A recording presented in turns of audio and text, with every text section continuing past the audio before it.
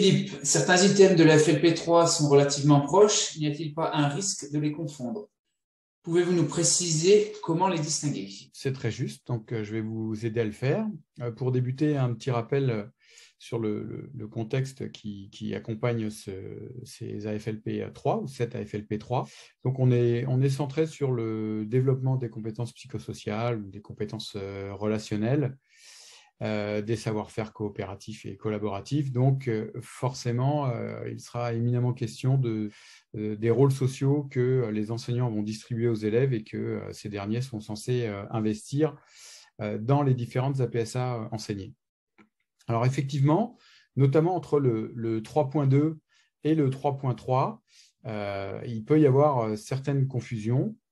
Pour vous aider à les lever, il faut comprendre que sur le 3.2, ce qui est recherché, ce sont des rôles sociaux qui vont permettre d'améliorer les fonctionnements collectifs et l'efficacité collective. Donc, que ce soit pour un élève ramasseur de balles en tennis de table ou un juge-arbitre, un commissaire, etc., etc. Ce sont des rôles sociaux qui vont permettre d'augmenter le volume de travail et finalement d'améliorer l'efficacité collective. Sur le 3.3, on passe d'une préoccupation collective à une préoccupation beaucoup plus individuelle, puisque le tuteur va entrer en relation avec un tutoré, donc un camarade, et que l'aide qui va être dispensée, elle a ce caractère individuel, mais elle est aussi centrée non pas sur des aspects méthodologiques, mais sur l'efficacité motrice. Donc là, on a deux éléments qui permettent de bien effectuer la distinction entre le 3.2 et le 3.3.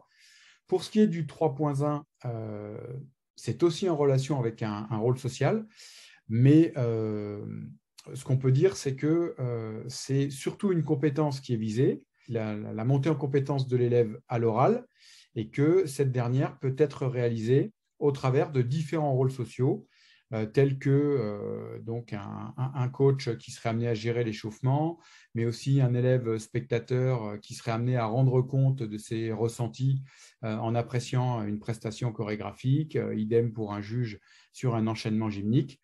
Donc en fait, autour de cette AFLP3, oui, il est question de rôles sociaux, mais on voit que ces derniers sont déclinés de façon vraiment bien différente, bien distincte.